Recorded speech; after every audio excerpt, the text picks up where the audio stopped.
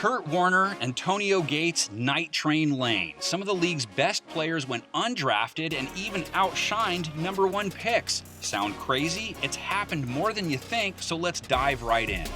In 2013, the Chiefs took Eric Fisher at number 1, and he would grow into a respectable left tackle. Compare him to Adam Thielen, though, and the wideout gets the edge. Cousins forgetting about the field goal. Thielen one-armed, able to bring it down for the touchdown. The undrafted receiver holds the record for most 100-yard games to start a season with 8. From playoff hero to comeback player of the year, Alex Smith is a fascinating first pick. Smith's roller coaster career is remarkable, but Cameron Wake was the better player. Wake was in the CFL before joining Miami in 2009. He'd earned 5 trips to the Pro Bowl and more than 100 career sacks. 3rd down and 10, Dalton in his own end zone, and down he goes into the safety. Ball game. It is. Dolphins win. 2 years earlier, the consensus first pick was Carson Palmer, who would put up Pro Bowl numbers with the Bengals and Cardinals. Meanwhile, San Diego gambled on Kent State hooper Antonio Gates. Rivers throwing into the end zone. Touchdown, Antonio Gates. 112 career touchdown catches. That's the most by an NFL tight end all time. The undrafted Gates was an all-time get for the Chargers. He holds every franchise receiving record and has the most touchdowns of any tight end in history. A year prior, we got to see the David Carr experience. This top pick is best remembered for running for his life. He got sacked a record 76 times as a rookie. James Harrison, he was picked up by Pittsburgh but was cut 4 times before he saw meaningful action. But when he finally did, he made the most of it. Here they come. He gets it away and it's picked off at the goal line. There's a flag thrown on the run back. James Harrison to run it back, and Harrison is past midfield. Harrison going down the sideline. Harrison still on his feet. Harrison is going to go all the way. Harrison played 15 seasons, making first-team All-Pro twice and retiring as Pittsburgh's all-time sack leader. Not bad. The Cleveland Browns selection is from the University of Kentucky, quarterback Tim Couch. Like Carr, Tim Couch was the first pick for an expansion team. He provided some fireworks for the reactivated Browns, but injuries derailed his career. The same can't be said for the undrafted Brian Waters, who missed just 3 games in his last 10 seasons with the Chiefs. Waters was a 6-time Pro Bowler and a 2-time All-Pro. 1994 is probably the best undrafted pool ever. Receiver Rod Smith was scooped up by Denver, earning 3 Pro Bowls and starting in 2 Super Bowl wins. Then there was Kurt Warner, the NFL's best Cinderella story. The St. Louis Rams are the world champions. Warner went from bagging groceries to winning both league and Super Bowl MVPs, the only undrafted player to do either. These studs totally overshadowed first pick Dan Wilkinson.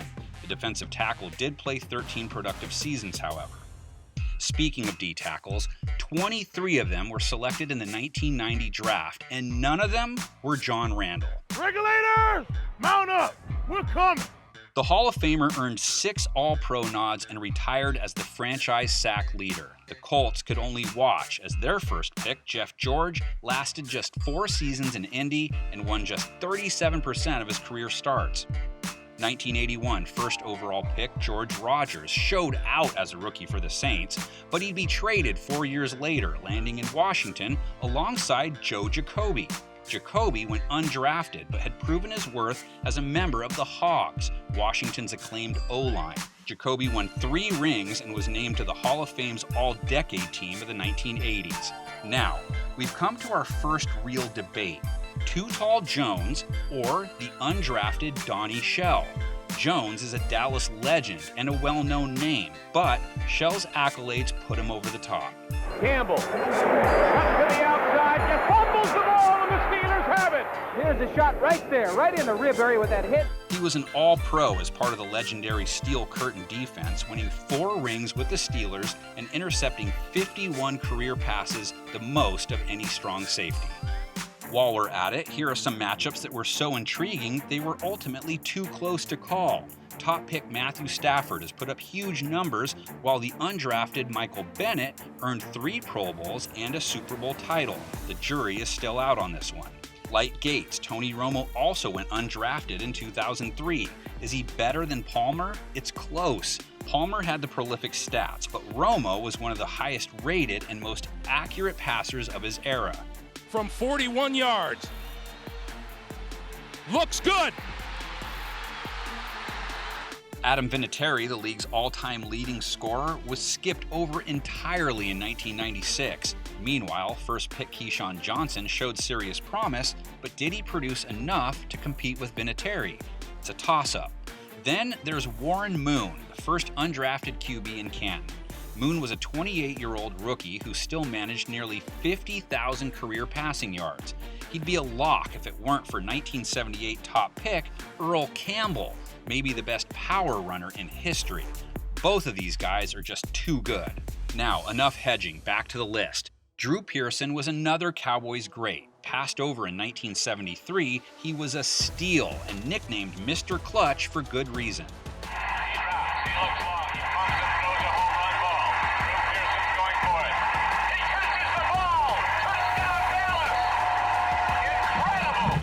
The first pick that year was John Matusak, a defensive end mostly known for his off-field antics, although he did win 2 titles with the Raiders. Larry Little or Bubba Smith? The Colts took Smith first in 1967, and the D-end was an All-Pro and Super Bowl champ. Meanwhile, the entire league skipped over an all-time offensive lineman. Little landed in Miami, where he'd play a crucial role in the undefeated season and earned 5 All-Pro selections at right guard. Now in Canton, Little gets the nod here. A year earlier, the Atlanta Falcons used their first pick on Tommy Nobis. He'd have a terrific NFL career, unofficially recording close to 300 tackles as a rookie. So why is he on this list? Because Emmett Thomas was even better. The team leader was number 18, all-conference cornerback Emmett Thomas, and the speed to turn an opponent's mistake into a Kansas City touchdown. The undrafted defensive back is a Hall of Famer, a Super Bowl champion, and Kansas City's all-time leader in interceptions. Willie Brown, he didn't make the cut in any of the 20 rounds in the 1963 draft, but wound up putting together a Canton-worthy career for the Broncos and Raiders. There's another little quick flip. Look out. There he goes. is. Goodbye. Handoff. Willie Brown on his way. Goodbye. Willie Brown, the veteran. He waited for that one. 14 years Willie's waited, and he scored a Super Bowl touchdown. Brown played 14 seasons, earning 9 Pro Bowls and 5 All-Pro selections. Meanwhile, the top pick that year was QB Terry Baker, who landed in the CFL after just 3 seasons. The Packers struck gold with Willie Wood, while the Rams picked running back Billy Cannon first overall. The problem? Cannon signed with the AFL's Oilers instead. Both would excel in their respective leagues, but Wood's 5 NFL titles give him the edge. Dawson being rushed and throws. It is intercepted. And down the sidelines comes Willie Wood.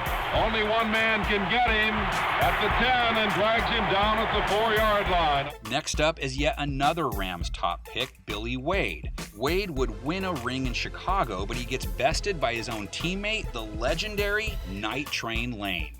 The Colts try to come from behind, but Dick Night Train Lane derails the attempt. Lane was a force, picking off 14 passes his rookie year, still the most ever in a single season. The Hall of Fame defensive back is surely the best undrafted player of all time. With only a few matchups to go, let's take a look at some undrafted stars that didn't quite make the cut. In 2004, the Giants ended up with top pick Eli Manning, who cemented his legacy with 2 epic Super Bowl runs. But he had stiff competition. The half-yard line. Why not? To Wes Welker. Wes Welker pulling away, and he ties an NFL record with a 99-yard touchdown. Going undrafted that same year was Wes Welker, the NFL's reception king, who wound up on the losing end of both those miraculous Manning moments. Left tackle Jason Peters also went undrafted, but earned 9 career Pro Bowls. Cam Newton went first overall in 2011, and his MVP season was must-see TV. The undrafted Chris Harris was pretty good too, though, and he'd helped Denver's defense dismantle Newton's Panthers that same year in Super Bowl 50. But he's no Superman.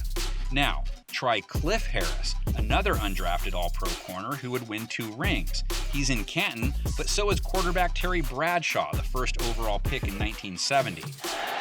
Green underneath to Holmes, running room, 15, 10, 5, touchdown! Then there's undrafted Priest Holmes, who put on one of the all-time greatest 3-year stretches for a running back.